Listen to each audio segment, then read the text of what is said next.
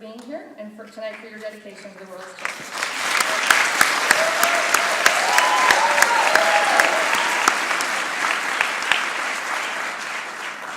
Hi. I want to thank everyone from UNT for having me and for this outstanding work that Marcelo and UNT, UNICEF has done last year for this campus challenge. I'm blown away.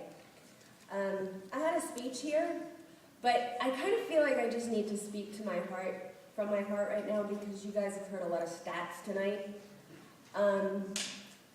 I became a UNICEF ambassador in 2003 after I had spent 3 months in South Africa, where I volunteered in a township and a children's hospital.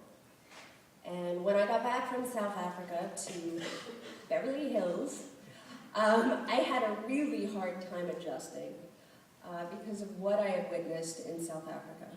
And I think anyone that does a trip like that, they speak of a decompression period, and I can certainly confirm that decompression period does happen. And it's a very hard adjustment time. And I went through a bit of a depression. And my mother made the great suggestion, because Audrey Hepburn was her idol, to contact UNICEF personally and see if there was anything I could do for them. And after some research, I realized that UNICEF was the place that I wanted to exercise this part of who I was, that I learned about in South Africa. So I basically called them and begged them to allow me to be an ambassador, which they obliged, and it was amazing. Less than 3 months later, I was already in the field with UNICEF in Angola, and it was 2 years after Angola had signed the peace treaty from a very, very, very, very, very long civil war that completely devastated the country to the extent that there was absolutely no infrastructure at all. But to make things worse, there was one landmine for every child. One landmine for every child in Angola. I walked through an active minefield with UNICEF and the Halo Trust organization. It was an active minefield. I was walking through, there were stakes sort of telling me where the danger zone was. And as I was walking through, I could hear kids laughing, playing. So imagine what that means. That means a kid goes to retrieve a soccer ball and never comes back.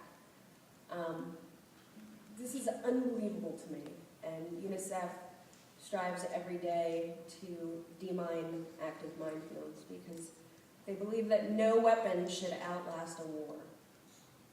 So that's something that I did in Angola, as well as go to, and I actually went to an HIV clinic in Angola, Africa, and was tested with the locals there to show my solidarity, and with hopes that I would be empowering people to protect themselves. On the HIV front, UNICEF works every day to erase the stigma that is attached with HIV/AIDS. I then in 2004 went with UNICEF to India 6 months after the tsunami and visited villages that were completely and totally devastated by the tsunami, and they had nothing. And of course, UNICEF was there from the very, very beginning, providing everything that those villages needed so that people could get back on their feet and survive, basically. So when we see this sort of hook, this really tangible, scary line that every day 24,000 children, think about, that's like a sporting arena. Every single day, 24,000 children under the age of 5 die from preventable causes. Now, preventable causes, what does that mean? It means that these children are not getting food and water, these things that so vital, not only for their health, but also for their development of their brain. If a child is malnourished, their brain will not develop to the fullest capacity. So we're really perpetuating a cycle of poverty if we do not get in there and do what we have to do to change this number. And because of UNICEF's outstanding work, as you've heard tonight, the number is dropping yearly, and that's great, but we have so much more work that we have to do.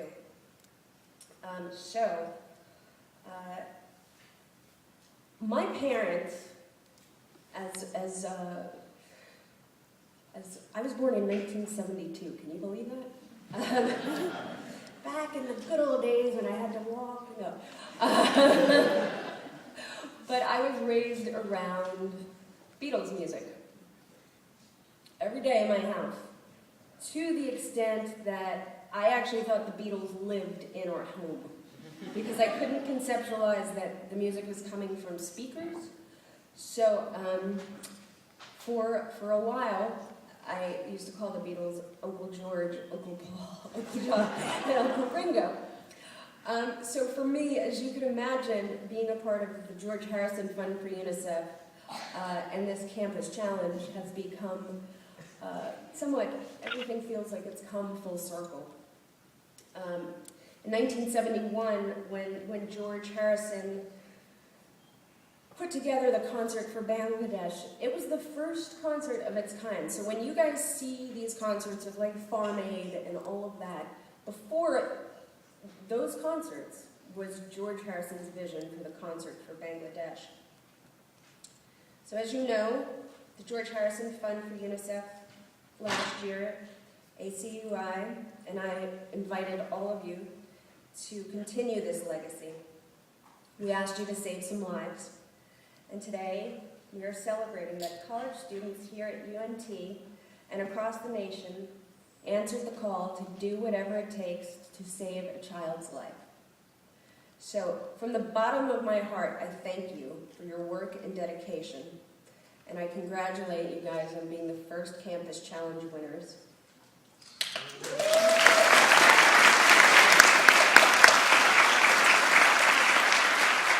You truly are an example to all colleges around the nation. And I was actually so inspired by the work that you guys have done here that I too am going to meet the donation dollar for dollar.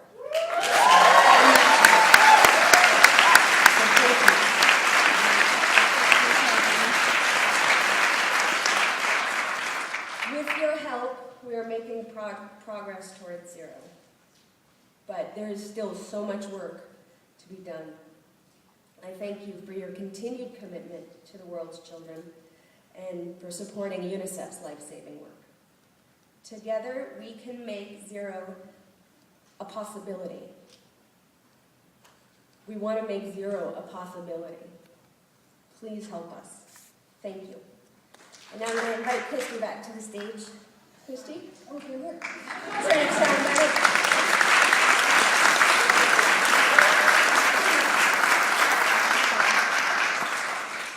On behalf of Alyssa and the U.S. Fund for UNICEF, I'd like to present Marcelo and the UNT's UNICEF Campus Initiative Club with this award that reads Help Us Save Some Lives, the George Harrison Fund for UNICEF and ACUI Campus Challenge. Winner 2008-2009, North Texas University.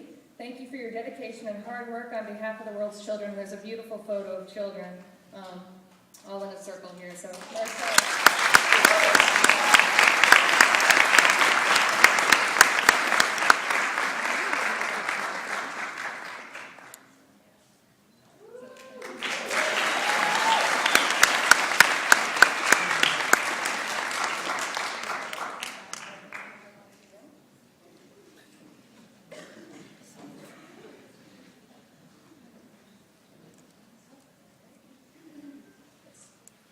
Well, thank you, Alyssa Milano.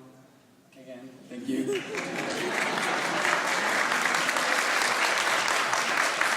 I thought those were some great remarks. But we would also like to award you with a plaque. The University of North Texas UNICEF chapter would like to thank you for your support and participation in the Help Us Save Some Lives Campus Challenge. Thank you.